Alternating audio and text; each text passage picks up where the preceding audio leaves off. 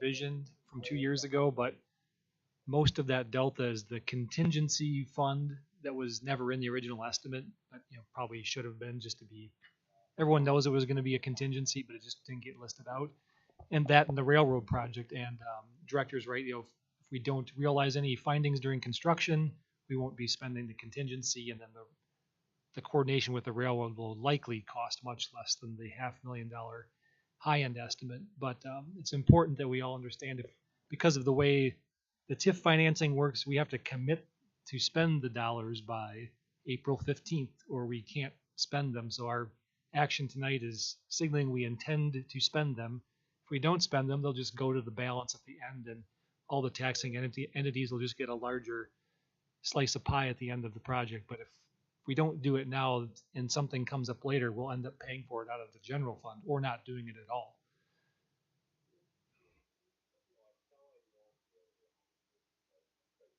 Are there any additional questions or comments? Director Tollefson. There were two comments that there were two comments that I heard about signage throughout my discussions over the last several days about the project. There is an interest in making sure that users of the OIT understand that there is alternative ways to cross Mequon Road should the OIT crossing feel or seem intimidating. So we can look at adding that, directing people to Weston Drive so that there's a signalized intersection and a crosswalk there for others. And then when we reported out on some design features, we had showed an alternative street sign look where we would do the logo with obviously the street name, a brown backing with white lettering. At the time, we didn't realize that there was availability of a white background with a black lettering, and I did hear from a particular council member who suggested that they preferred the white with the black. So I guess I would just ask if there's consensus on a preference of coloring. Correction, it's black background with white lettering. That's the one that I sent you. I'm the mystery council member for the record.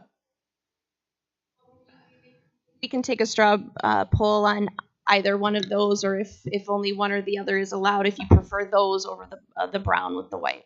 Yeah, and I think I was in Ellison Bay in Door County, and Door County's traditionally very conservative with their signage. They're very conservative with their design rules and things like that. And it was black background with white lettering, which ties in with all of the black and white, the natural steel, and it felt like a really good match. So I immediately sent it over to Kim, and I'm glad we're discussing it tonight. So thank you for bringing that up. I guess there's no time like the present to get informal feedback. As I'm trying to recall our conversations from the design meeting from late 2022, maybe one of the comments was the brown felt a little bit like the signage in Brown Deer. So maybe that's not a bad idea to set ourselves apart a little bit, but I won't make a decision in isolation. We don't have pictures. I'm wondering if we can't get visuals before we make that decision, because we saw visuals of the other options, and I'd like to see a visual before we make the decision. I don't think we need to make the decision tonight. So maybe in a month we can have a couple samples, and we can have a straw vote and just get some input on that. No one will be buying signs a month from now. It's a bunch of paperwork and contracts to get rolling, but the signs, I'm sure they have a little bit of schedule leeway in. Yes, we can provide some imagery for that and then quick decision. That sounds like a plan. Okay, back to Alderman Strelchak. Yeah, and then just after doing a little bit of research on the brown signs, that was for like a feature, like a park or something like that. I looked at like kind of the DOT and what that designation for the brown and white was. We could use it for the streets, but it's traditionally been used, and I believe in the state of Wisconsin to outline like that there's a park ahead, that there's some kind of a community interest. Although town center is a community interest, it's a different type of community interest, and them being street signs, I kind of questioned that decision that we'd made earlier. So. All right, thank you. Any other feedback from the committee? See a bunch of happy campers. That's good. Do we need any specific action, just a recommendation to move this on to council? So, any other comments? If not, there could be a motion. Move to I move to recommend. move this on to council for approval. So, a motion and a second. Any more comments or questions? Hearing none, all is in favor. Well, should we call the roll? Why don't we call the roll just to make it super official? Alderman Stralchuk, Aye. Alderman Bushy, Alderman Meyer, Aye. Alderman Hancher, Aye. Alderman Garrell, Alderman Parrish, Aye. Alderman Schneider, Aye. Alderman Gebhardt. Aye. 8 ayes and no noes. That item moves on to council. Next up, we have a brief item on future policy items for discussion, consideration, or analysis. Are there anything anyone would like to bring forward at this time?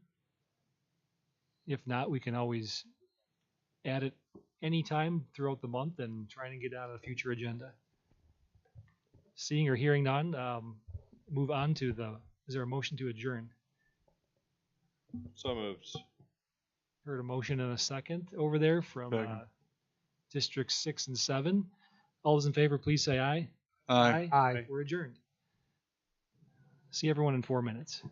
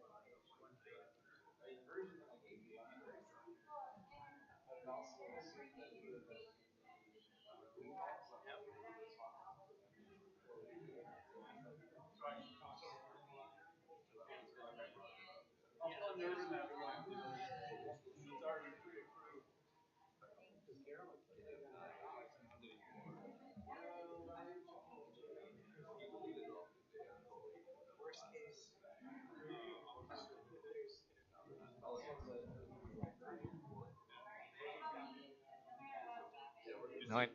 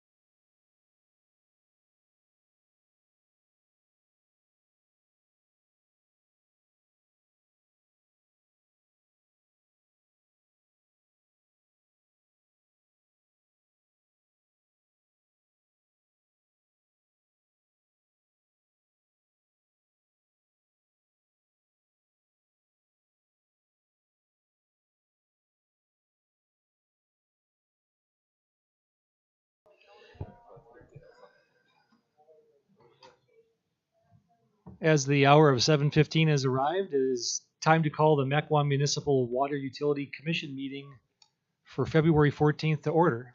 Please call the roll. Commissioner Strelchek, I am here. Commissioner Bushy, Commissioner Meyer, Here. Commissioner Hancher, Here. Commissioner Garrell, Here. Commissioner Parrish, Here. Commissioner Schneider, Here. Commissioner Gebhardt, Here. and Commissioner Nervin. Here. First up is approval of the minutes from December 13th, 2022. approval. Second. Motion and a second. Any comments, questions, or corrections on the minutes? Hearing and seeing none, all in favor of approving the minutes, please say aye. Aye. Any opposed? Minutes are approved. Next up, we have discussion and possible action. Several items. The first of them is the Water Utility Commission consideration of the Village of River Hills request for municipal water service. Who will be taking this one? Is it Jim? I'll start. Kristen? This issue has been before this commission for over a year now. The Village of River Hills made a request for the Mequon Water Utility to serve a portion of the village with municipal water, and so that final decision is before you tonight for consideration. Thanks. We've all had some input into the process along the way. So I think we've talked about it at least 3 distinct times, possibly 4 by now. Does anyone have any remaining questions? I think we've addressed everyone's questions individually along the way, but this is the last chance to ask more questions. Or would someone like to recommend approval? Move approval. Second. Motion and a second. Any further comments or questions? Hearing none, all those in favor, please say aye. Aye. Any opposed? Well, that brings us to our next item. Get back to the agenda here quickly. Next up is a resolution authorizing execution of an intergovernmental agreement with the Village of River Hills for that municipal water service we just talked about conceptually. The intergovernmental agreement memorializes the terms and conditions for service to River Hills. Project-based terms and conditions are put into water services agreements. So this intergovernmental agreement is what memorializes the terms and conditions this body previously outlined to address the concerns related to the fiscal responsibility to ensure that this portion of the system is self-funding and the logistics for the duplicate connection both at county line and under I-43.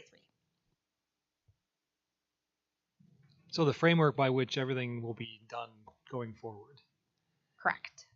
Are there any further comments or questions from the commission? We've had a couple times to provide input to this document along the way. This is just the end, and both parties have reviewed it, and lawyers have made small tweaks to language that correct spelling errors and things like that. But it's largely the same thing we've seen before.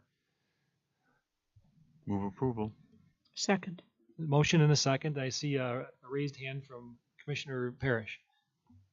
Thank you. Just want to thank staff again for all your work to get us to this point. And the only reason I'm talking is because to the public, it probably looks like we're rushing this through right now. But we did have several meetings about it where it was confirmed that Mequon does have sufficient capacity for our future growth, that it's not going to affect the rates for our existing customers. And we're not servicing all of River Hills. This is a kind of a specific area that was a good way to help our neighbors, and it's in no way a commitment to service all of them. And this commission is very aware of growth and capacity, and that's why we're working on a strategic plan over the upcoming year. Thank you. Thank you for that addition. Any other comments or questions on the IGA? We have a motion and a second. All those in favor of approving the intergovernmental agreement, please say aye.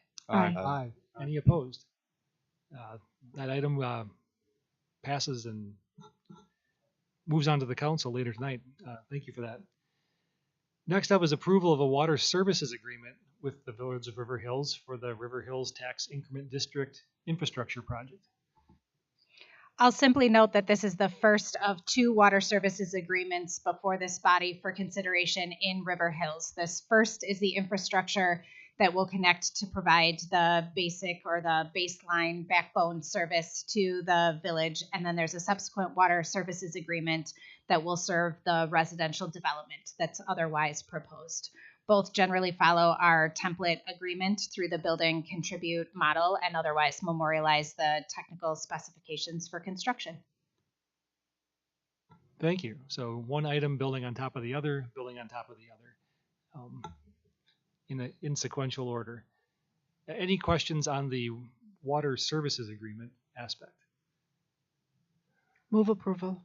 Second. Motion and a second. Any further comments, questions? Hearing and seeing none, all those in favor, please say aye. Aye. Any opposed? And that item is approved as well. Next up, we have approval of a water services agreement and water utility easement with the Grove at River Hills, for the Grove at River Hills.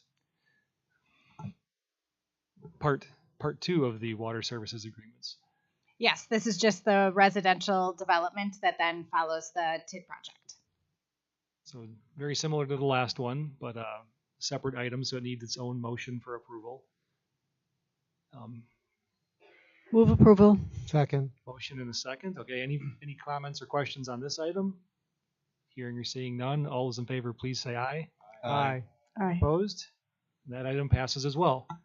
And lastly, we have approval of a water services agreement with Bayside Development Partners 2 LLC for One North project in the village of Bayside. It looks like Mr. Voigt from City Water will be taking this one. This is a water services agreement for development. I think you all remember this was the site where a developer proposed to put a 30-story high-rise, but that ended up not happening. So they came up with a new plan. The new plan is mixed retail and residential. The first phase of this development is a library with some residential above it. That's the first building they intend on putting together, and this is the water services agreement to serve that particular building. There is existing water infrastructure. We already serve this area. It has been redeveloped. The developer bought a series of properties and raised them, and so they need to move infrastructure in order to put the footprint of the library in, and this is the water main extension to go around the library building. Thank you. Sounds like Bayside saw how well we did mixed use in Mequon and decided to replicate it. Any further comments or questions on this item? Move approval. Second. Motion and a second. All those in favor, please say aye. Aye. Any opposed? Hearing none, that'll conclude the water utility meeting. Is there a motion to adjourn? Second. Motion and a second. All in favor, please say aye. Aye. We're adjourned. We'll see everyone in 6 minutes.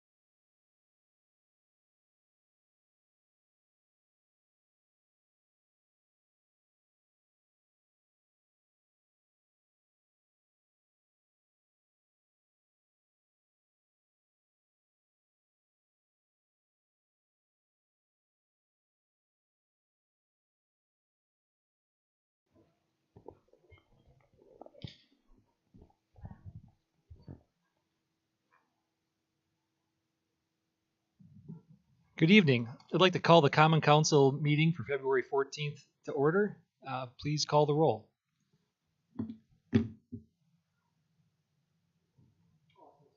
Call the order first. Oh, you're right. Call the roll a second. All right, let's do the Pledge of Allegiance.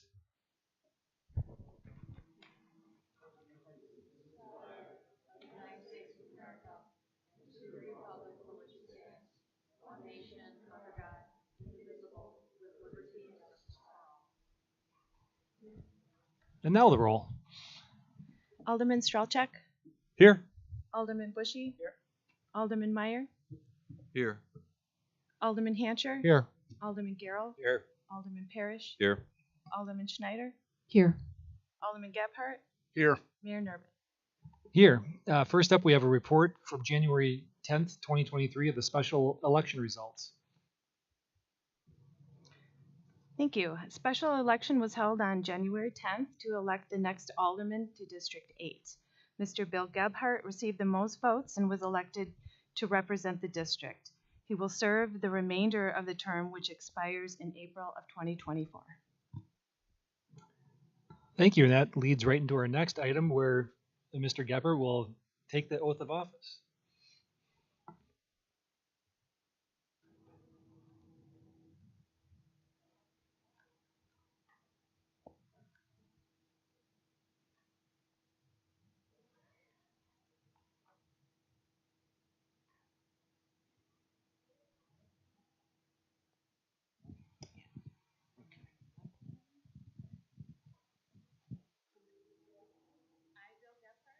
I, Bill Gebhardt, having been elected to the office of Alderman District 8,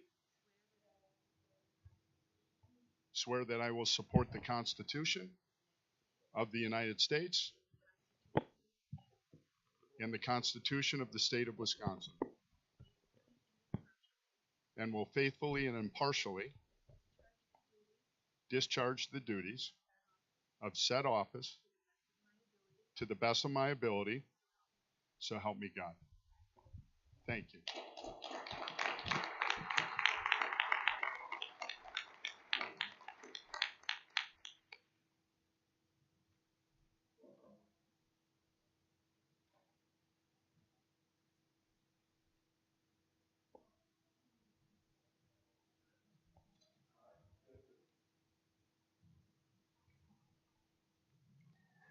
Welcome aboard.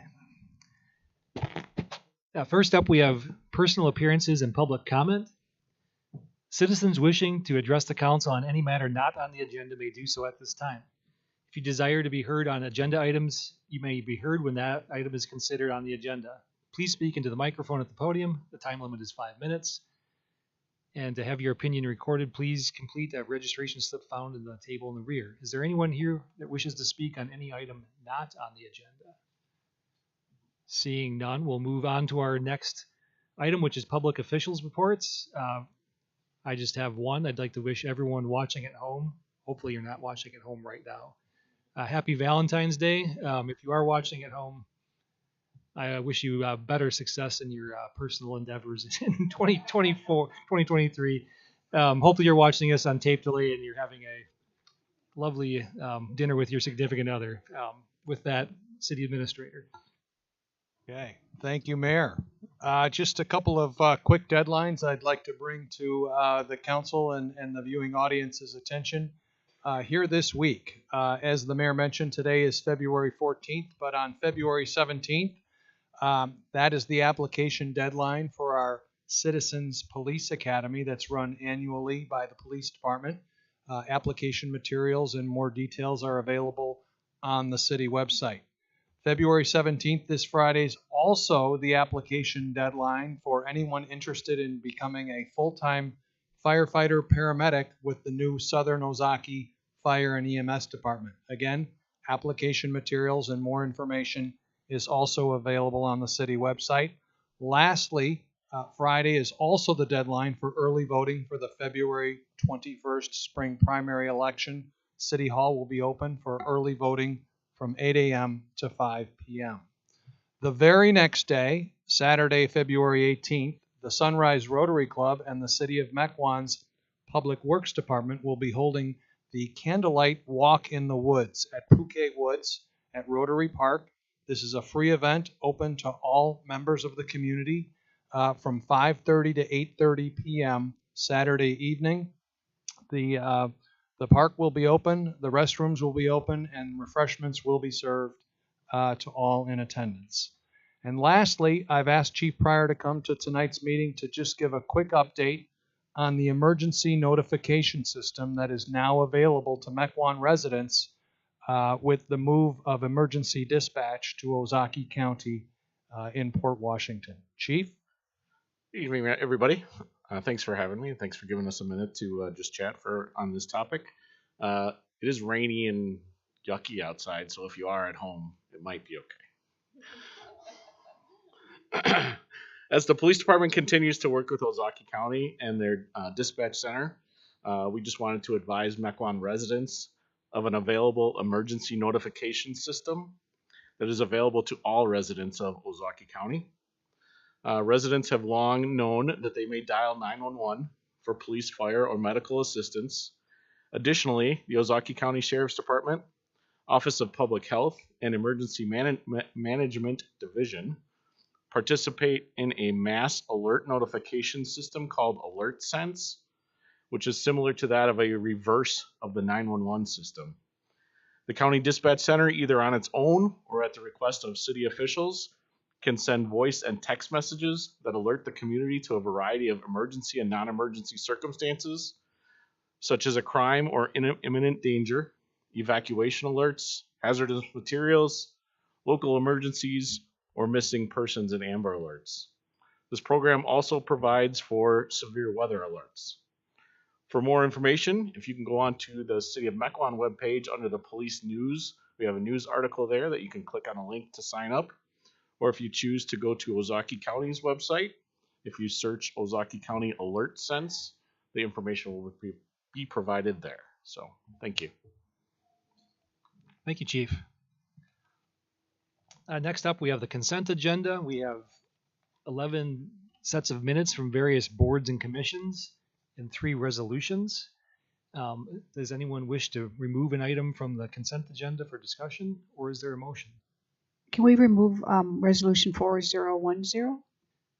There's a request to take 4010 up separately. Any other ones we'd like to pull out and talk about? Hearing none, is there a motion on the rest of the items other than item L? Move approval on the balance. Second. Motion and a second. All those in favor, please say aye. Aye. Any opposed?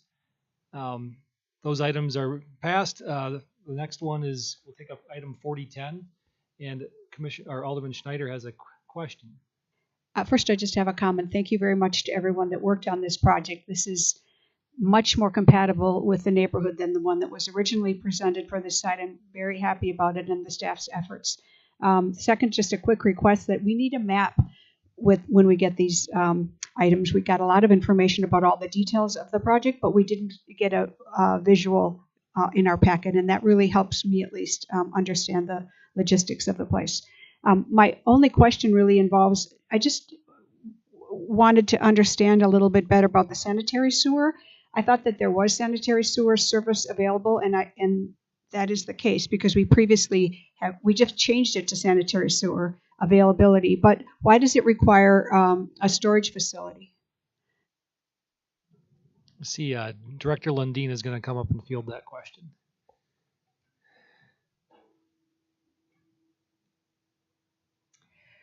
When the question about private sanitary sewer service came up, we outlined a number of projects that the city would have to complete to address existing capacity issues within our own system. The goal certainly would be to ultimately serve this property. It is ultimately on the within the sewer service area. But unfortunately, because the projects are not complete yet, there is concern about exacerbating the downstream capacity issues. So we've otherwise resolved that with a storage facility that would just otherwise gather the flow in those high flow times to ensure that it neither backed up the new properties that are connected nor caused any further issues to those downstream. In this case, we're proposing that it would ultimately be dedicated to the utility so that if in the future we're able to address the capacity issues sufficiently, we could abandon the unit in place. Thank you. Any other comments or questions on this item? Alderman Giro. And pretty similar to what you did with the hospital, right?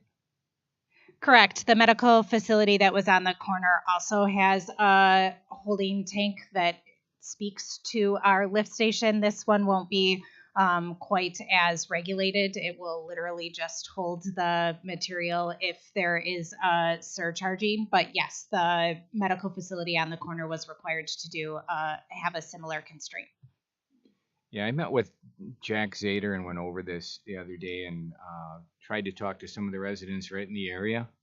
I think it looks like a really attractive project the way that it's put together and with the walking trails and some of the other things that go along with it. So that's all. I would agree with that. It's a very attractive layout. It's a good first project to blaze the trail for what's hopefully to follow. It's a good model for everyone else to emulate. Forget, did we have a motion? Move approval. There's a motion. Second. And a second. Any further comments or questions? If not, all those in favor, please say aye. Aye. Any opposed? That item's approved. We move on now to ordinances. Ordinance 2023-1638, an ordinance amending Chapter 2 of the Mequon Municipal Code related to electronic attendance at meetings. Recommendation is forthcoming from Public Welfare. Public Welfare did approve, and I make a motion to approve. Second. The motion and a second. I should also note the first reading for this item was last month in January, because it says it here. City Attorney. Just, I guess, point of clarification on the dais and sent by email as we were preparing for the meeting earlier today. Identified a couple, I guess, typographical issues with the ordinance as presented. That, as I say, is on the dais. Basically, where we reference section 2-430, which was the intent, we dropped off the 3, and the ordinance just references 2-40. And then also in section 5 of the ordinance, as presented, it talks about the council, and that really, because it's in the committee section, should say committee. And as a result, we then also dropped off the mayor. So would hope that just a friendly amendment there with the approval to reflect those changes. The motioner and the seconder accept that friendly amendment? Yes. I see. Yes, okay. So I guess as presented in the materials in front of us here, but it'll be a little bit different than what's in the packet, as just described by the city attorney. So we have a motion and a second to approve it as just described by the city attorney. Is there any other conversation or input? Hearing none, all those in favor, please say aye. Aye. Any opposed? And that ordinance is approved.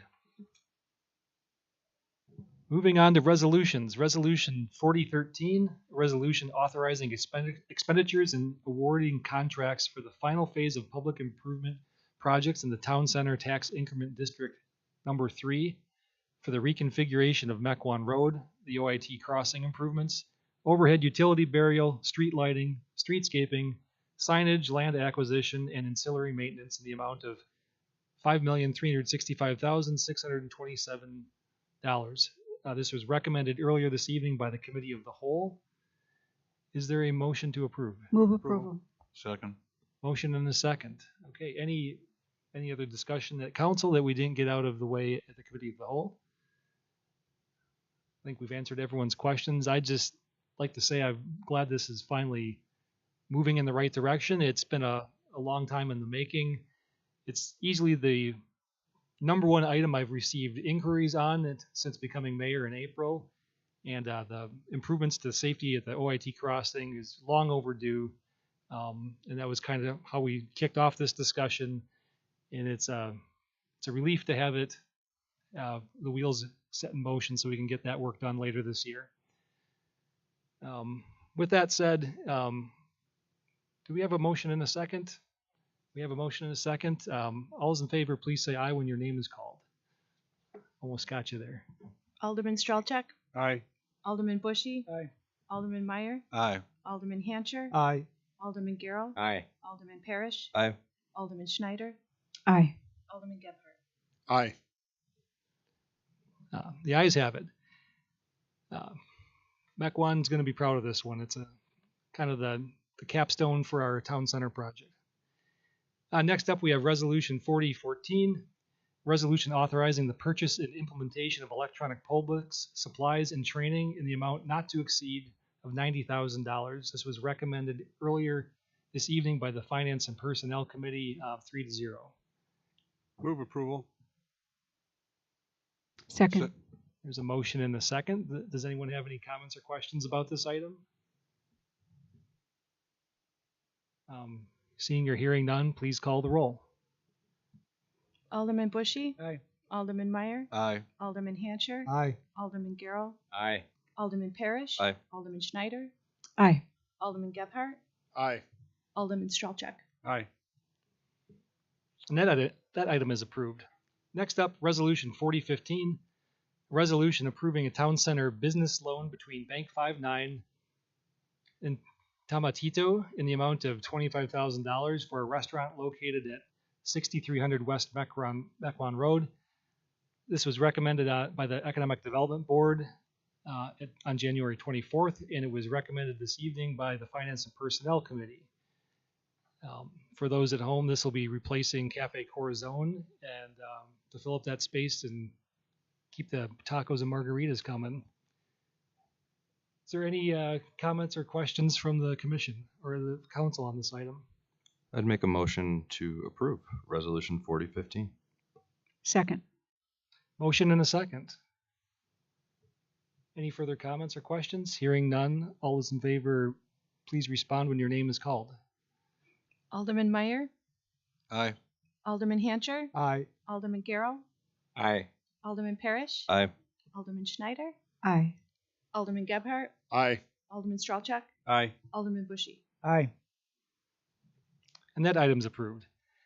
Resolution 4016, a resolution amending the template memorandum of understanding for private water trusts operating in the public right-of-way to reference city standard specifications for land developments. Recommendation is forthcoming from Public Works this evening. Public Works approved of it, 3-0.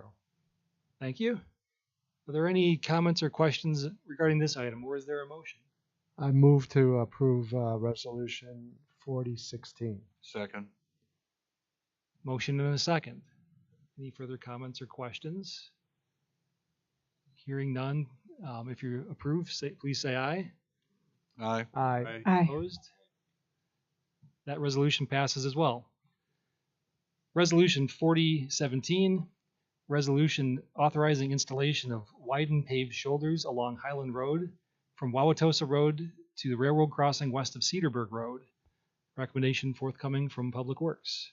Public Works approved of it, 3-0. And then I move to Resolution 4017 for approval. It's a motion. Is there a second? We can still discuss it. Second. Motion and a second. Alderman Parrish. Thank you, Mayor. This item caused me a little bit of confusion on the agenda. I could probably go either way on it. I don't have a good understanding of the need for it there. I don't know how many people use this area of that corridor. Another thing I noticed on there was that when you look at the red square, it doesn't actually connect to Cedarburg Road or Green Bay Road. So I don't understand why we don't. If we're doing this, why aren't we doing it the whole way? Why did the Bike Thiensville Commission recommend here? I mean, their study isn't done. It seems like it's a path kind of. I get that there'd be a lot of traffic between Port Washington Road and the Interurban Trail, but this just seems a little out there. And there's no contemplation of like ongoing maintenance expenses, et cetera, et cetera. I don't get this one. This is a widened shoulder, not a separate bike trail. I think currently there's no bike shoulder. If I'm and when I look at it, it looks like it's at least $250,000 more, plus a bunch of unknown costs like acquisitions of easements and property rights. I just don't feel like we necessarily know what we're signing up for here. Alderman Bushy. Thank you. Perhaps part of the answer to the first part of your question is there is a little bit of a shoulder that goes from Cedarburg Road up to the OIT trail. So there's a shoulder already there. It's the continuation afterwards.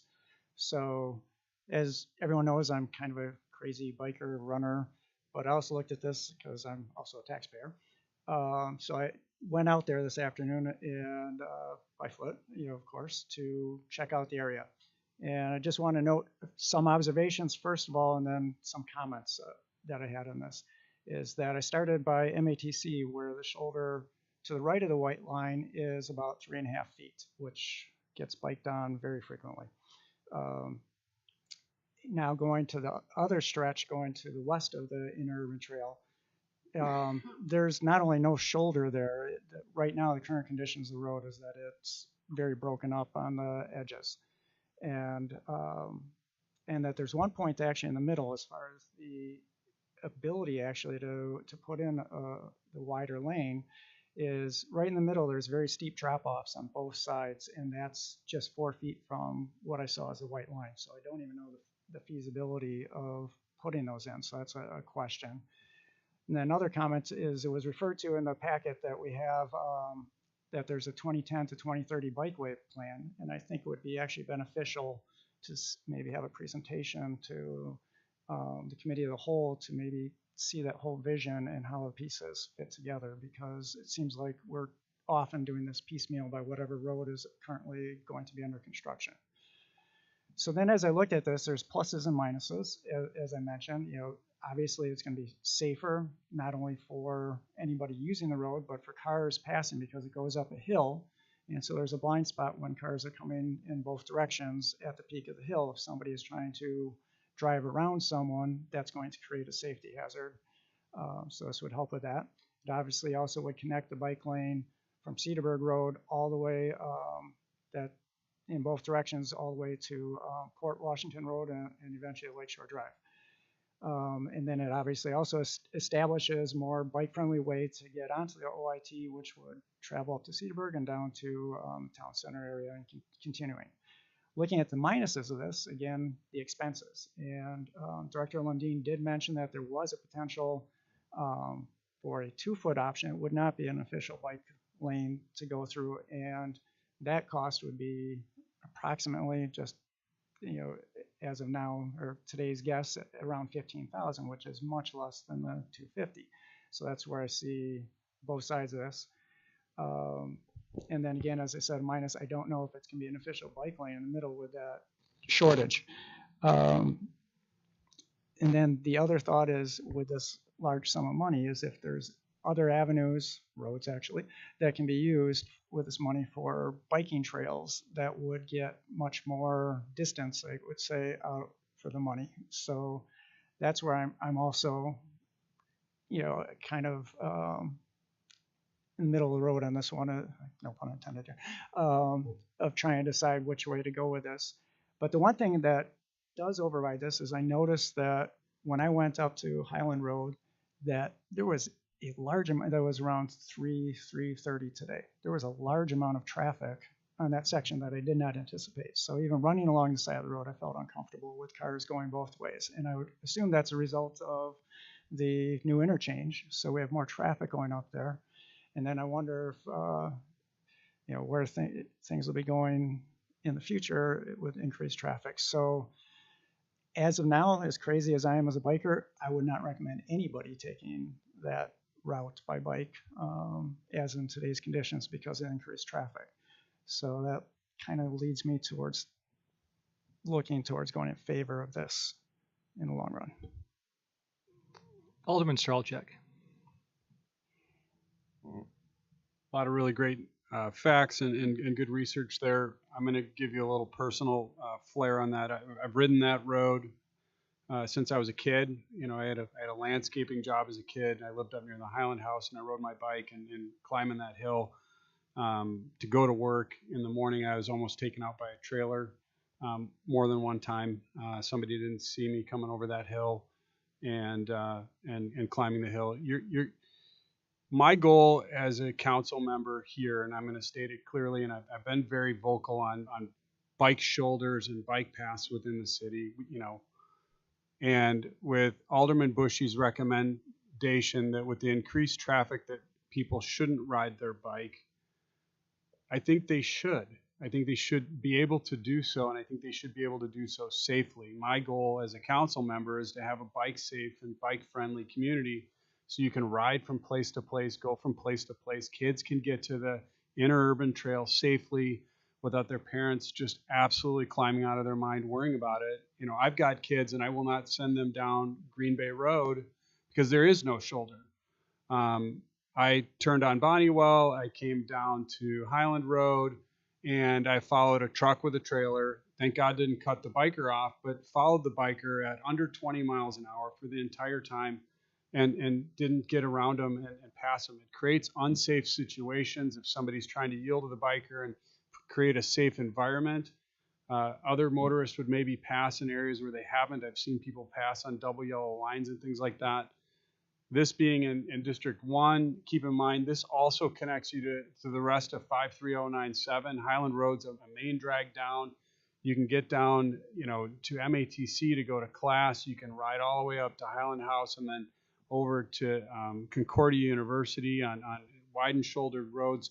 This just really kind of completes that east-west path for somebody to safely travel throughout the city. So if we can chip at this piece by piece and section of road by section of road to make this a more bike-friendly community one by one, this will kind of be commonplace when we do repaving in the future. It's just going to be something that, yeah, it's unfortunate that we didn't do it when we put the road in the first place, but now's the time to have an opportunity to create a bike safe area for kids to travel to and from, and active cyclists like Alderman Bushy and myself to get from point A to point B. You want to get on that interurban trail. This connects the west to the interurban trail, gives that one more safe area, and there is a significant amount of traffic between Green Bay Road and Green Bay 57 and Wauwatosa Road. So, I'm in support of this. I'm going to vote in favor of it, for those following reasons, and I hope fellow council members agree with my point. If not, looking forward to hearing your opinions. Yeah, I know the Bike Commission has this stretch on one of their, it's on their radar screen, is needing bike services at some point, and unfortunately, we have to chip away at it a little bit at a time as we do the road program, because if you did it as a standalone project, it just cost way more. So the road's in rough condition, it's the time to consider it, and if you don't build it now, you'll never build it ever, because it'll be 30 years before you replace the road again. It's just kind of the nature of the beast. And the biggest complaints are coming from the east-west corridor being Mequon Road, that people can't get safely up and down Mequon Road. So this really is our east-west corridor for the city to travel safely on a bike through the city. Alderman Gebhardt. Thank you. I just wanted to share my thoughts and how I was thinking about it. We struggled with this in the committee meeting as well and had some discussion around this specific topic. The costs certainly are a little bit more than what you might see on a normal road because of some of the ditch work and that, as I understand it, that needs to be done. But I viewed it more as a forward-looking type of item, figuring that traffic may only go ahead and increase down the road as you think in terms of out west. And then as we think of it in terms of major east-west corridors, you've got Mequon Road, and that's got a sidewalk that extends all the way out to Wauwatosa Road. The piece that I came to terms with is looking at that as a comparison and knowing that Highland Road would be the next major east-west thoroughfare, going ahead and extending that out to Wauwatosa Road at this point in time seemed like something that would be a good decision in my opinion. Thank you. Any other comments or questions or a potential motion? Alderman Meyer. There we go. I did vote for it inside Public Works. Had my apprehensions about it. I did it just so we could move it forward to common council. I'm not comfortable with that in that area. I'm comfortable with bike paths. But unfortunately, you know what, that is classified as a bike path when you have the 4 feet inside that. You know, that space is not really adequate for it. I see it every day, and I think everybody else sees it every day, where the bikers are traveling, and I can challenge you to, when you're following somebody, that they're staying within the bike path. They just don't. I mean, it's always outside of that, you know. And the reason being is because it's probably a comfort level with them too, is that getting close to gravel areas inside it, which is not good for biking. So they tend to stay away from that. And when I'm following that, I always see them over it, and especially when you see bikers traveling in pairs or in groups, they're never single file.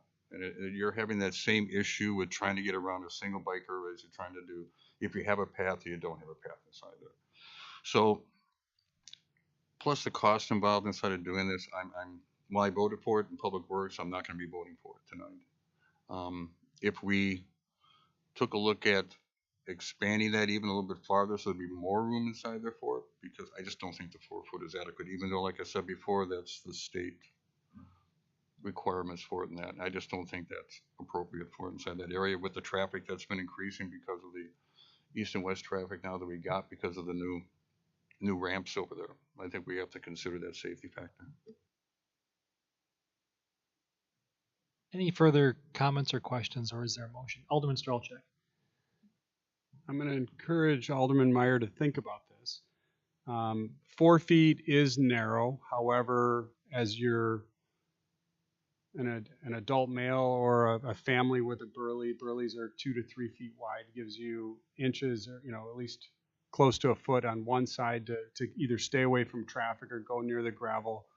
I'd also like to highlight as a bicyclist that if I can ride in a shouldered area, I'm going to, every single time.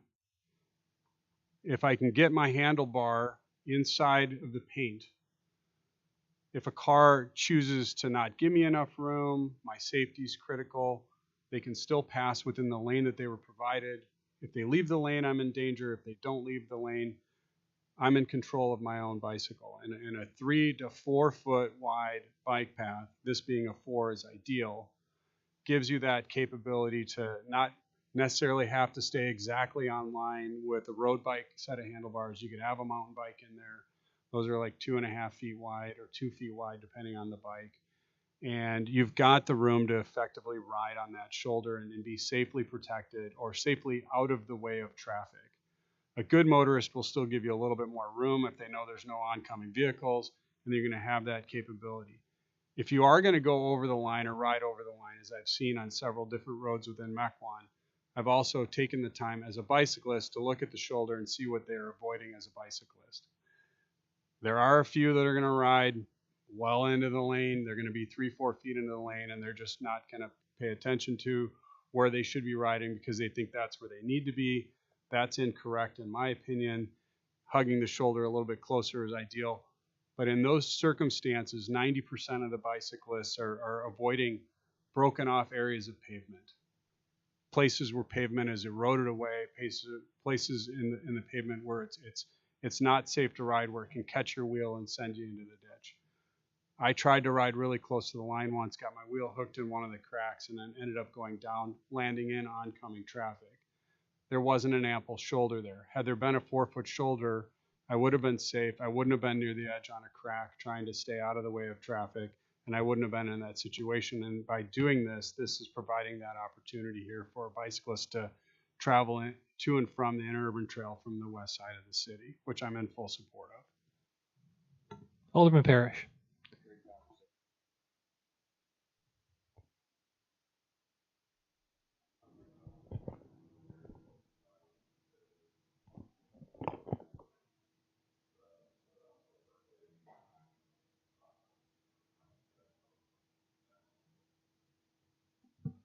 You don't get my yes vote without me venting a little bit. Two things. Well, first of all, this is like the Mequon Thiensville Bike Commission that's recommending this, so I feel like this is part Thiensville making this recommendation to us. I get that it makes sense, but I guess the bigger issue is we haven't seen this plan that I thought we authorized, and we're doing all this in piecemeal. And hopefully it will be here soon. But I don't, I guess, understand what the long-term strategy is and what Thiensville has to do with it. But I get it. Highland Road's really important, so I'll vote yes. But these sidewalks keep popping up everywhere in bike lanes, and it's like, what's the strategy? Alderman Schneider. I understand. I also would like to see the entire plan. However, I am convinced by the fact that the appropriate time to do this is when road reconstruction is being done, because it's less expensive to do, and then you can do a large swath in its entirety for less money than it would cost afterward to try to retrofit something in. So I do think this is the time to do this particular stretch of road. And I'm also convinced by the fact that at least on the eastern side of this, there, and the western side too, I think both areas are going to have more auto traffic, and I think it would be increasingly dangerous if we don't fix this, given what Alderman Bush has reported about the state of the shoulder. So I'm in favor of this. I see Director Lundin has joined us to add some background. I just want to offer a point of clarification. There is an existing 2010 to 2030 plan that was adopted by resolution through the Common Council in 2011. So there is a plan that exists. The Bikeway Commission is going through a process, or did go through a process, to issue an RFP to update that plan. You may know that we try to otherwise update plans roughly every 5 years, obviously from 2011 until now, partly due to the lack of funding from the bike lane capital fund that was otherwise established has sort of delayed that. But this recommendation is not on a segment by segment basis. It is based on that 2010 to 2030 plan that is the basis for why Highland Road from its existing section to Port Washington Road was built with 4-foot lanes, was based upon that recommendation that actually has it for this entire east-west corridor. So just point of clarification. Thank you. I was nearly certain we had a plan, but that's a good long time since we've refreshed it.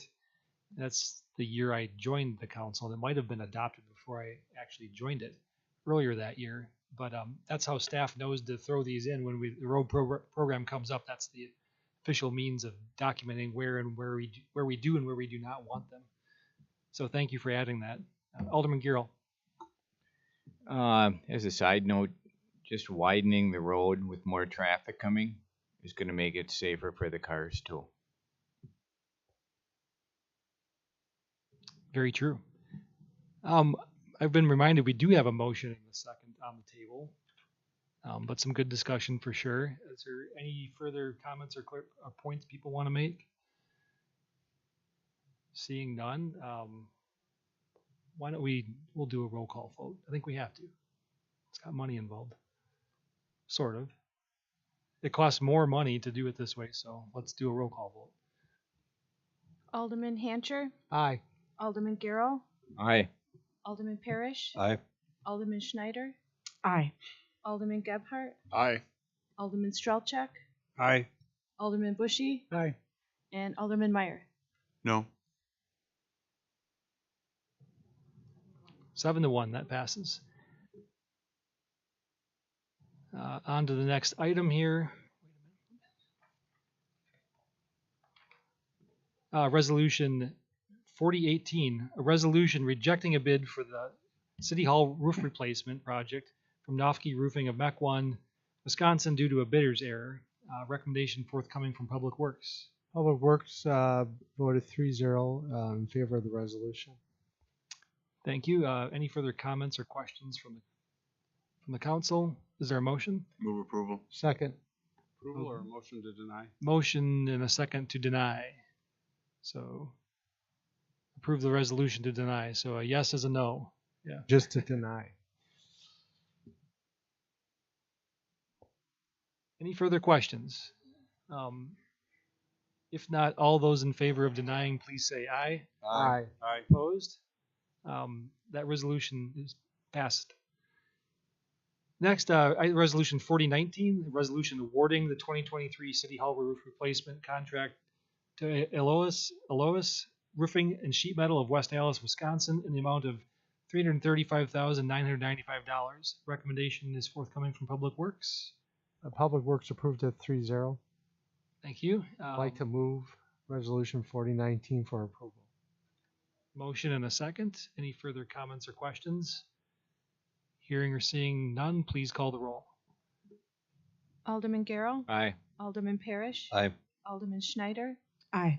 Alderman Gebhardt. Aye. Alderman Strelchak. Aye. Alderman Bushy. Aye. Alderman Meyer. Aye. Alderman Hancher. Aye. And that resolution passes. Next is Resolution 4020, resolution authorizing supplemental inspection services in excess of $25,000 during the 2023 construction season with the following engineering firms: Grafe, Capper & Associates, R.E. Smith, Rupert Milkey, and She. Recommendation is forthcoming from Public Works. Public Works approved at 3-0. Thank you. Any further questions or comments, or is there a motion? I will move to approve Resolution 4020. Second. Motion and a second. Any further comments or clarifications? Seeing none, please call the roll. Alderman Parrish. Aye. Alderman Schneider. Aye. Alderman Gebhardt. Aye. Alderman Strelchak. Aye. Alderman Bushy. Aye. Alderman Meyer. Aye. Alderman Hancher. Aye. Alderman Garrow. Aye. And lastly, we have Resolution 4021, resolution authorizing execution of an intergovernmental agreement with the Village of River Hills for municipal water service. This was approved earlier this evening by the Mequon Municipal Water Utility Commission. Is there a motion to approve? Move approval. Second. Motion and a second. Any last comments, questions? Seeing none, all those in favor, please say aye. Aye. Any opposed? And that resolution passes. Getting towards the end here, we have no specified unfinished business from prior meetings, no specified new business. We do have a potential closed session item for personnel evaluation of the city administrator. The Common Council may convene into closed session pursuant to Wisconsin Statute 19.85 Prin 1 Prin C, considering employment, promotion, compensation, or performance evaluation data of any public employee over which the governmental body has jurisdiction or exercises responsibility, and then may reconvene into open session to take such action as deemed appropriate. Is there a motion to go into closed session? So moved. Motion. Motion and a second. Second. All those in favor, please say aye when your name is called. Alderman Schneider. Aye. Alderman Gebhardt. Aye. Alderman Strelchak. Aye. Alderman Bushy. Alderman Meyer. Aye. Alderman Hancher. Aye.